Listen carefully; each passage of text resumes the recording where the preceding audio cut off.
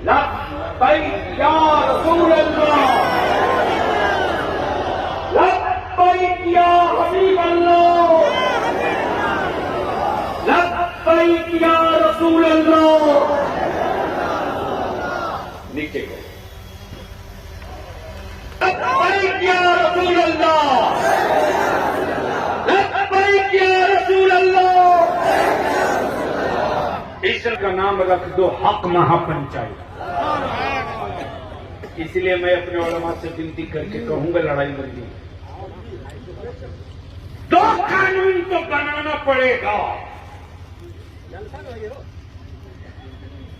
चाहे मुस्कुरा के बनाओ या रो के बनाओ।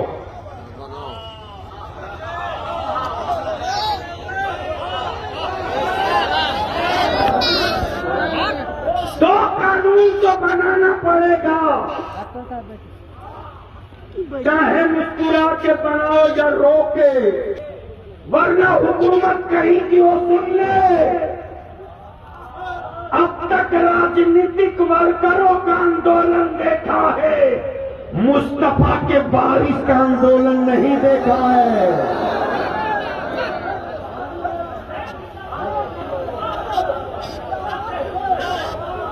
अब कोई नारा लगा के बीच से हिमायत का खड़ा होकर ठोक के लगा दे एक नारा।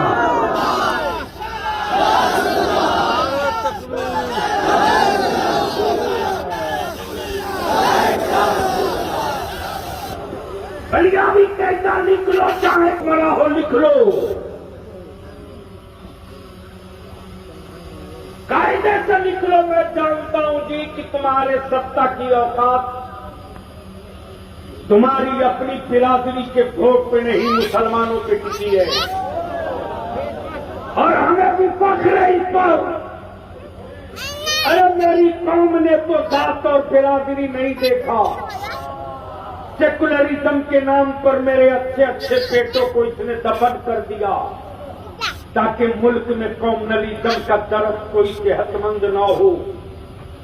लेकिन उन चेहरों को भी बलियाबी छोड़ेगा नहीं।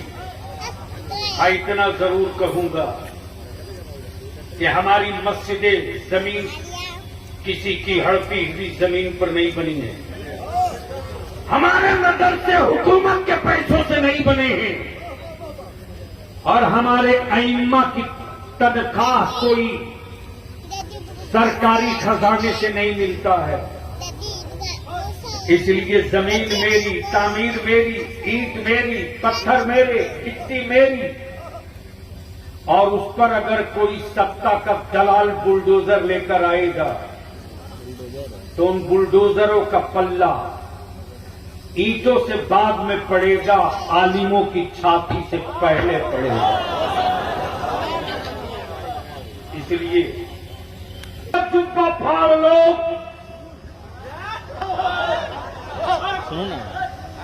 जब 3 तलाक पर मामला फंसा था तो कौन आया मैदान में? हाँ, अदालत में बैठे कुछ लोग जिन्होंने मुस्लिम पर्सनल्ला पढ़ा नहीं। हमें फख्र है कि मेरी जमात में एक ऐसा भी आलिम है जिसका नाम हजरत अल्लामा मुफ्ती अली रजा मिसबाही, जो मेरे काजी शरीयत है। जब इन्होंने कलम उठाया और बात की तो उन्होंने कहा, बलियावी साहब घबराने के नहीं, पूरी ताकत से फौज खड़ी है पीठ पर। इसलिए ठीक कहा, किसी ने की जरूरत पड़ेगी तो पटना क्या दिल्ली भी चलेंगे।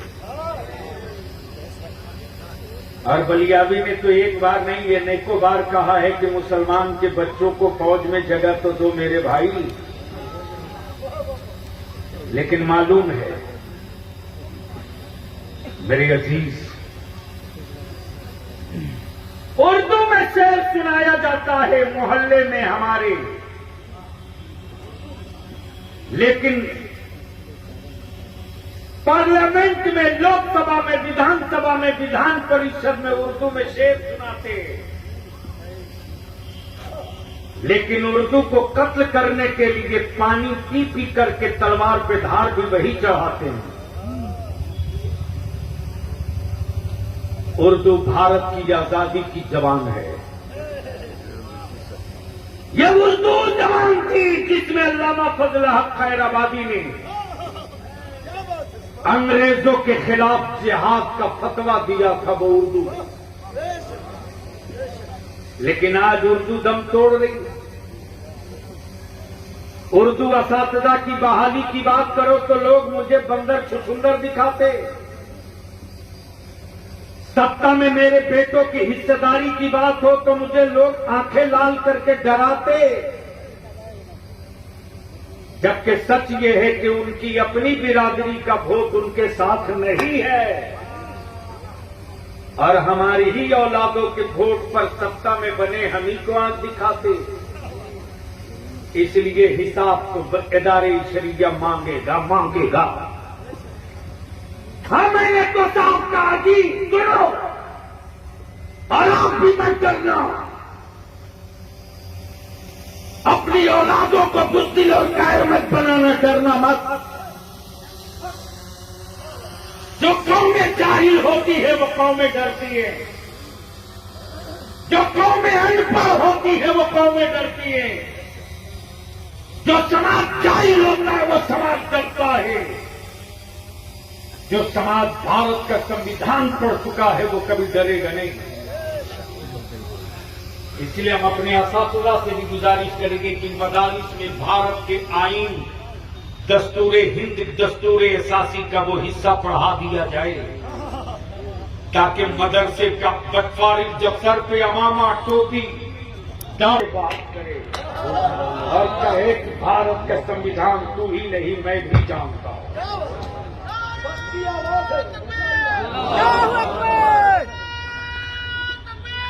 जब महसूस किया अल्हम्दुलिल्लाह, एक इल्तिजा और करूंगा। कारी मुतुर्रहमान साहब हैं, मौलाना अब्दुल मालिक साहब हैं, हजरत अल्लामा शहबाज साहब हैं, सारे सीनियर उलमा इकराम बैठे हो। हम अपने बुजुर्ग उलमा से कहेंगे कि वक्त है हमें अपने से कम उम्र को आगे बढ़ाने का। हम अपने अजीजों को अपने से जूनियर को थोड़ा सा मौका देंगे ना तो वो खानदान की बैसाखी बने न बने, लेकिन दीन और मजहब और मुल्क की बैसाखी में ही पीलर बन जाएगा। इसलिए मैं आप तमाम ही उलमा से विनती करके कहूंगा कि एक हफ्ते का वक्त है, एक एक मस्जिद गिन लीजिए, एक एक इमाम गिन लीजिए, एक एक मकतब गिन लीजिए। आने वाले दिनों में इस तहरीक बेदारी से जो महापंचायत, हक महापंचायत बनेगी,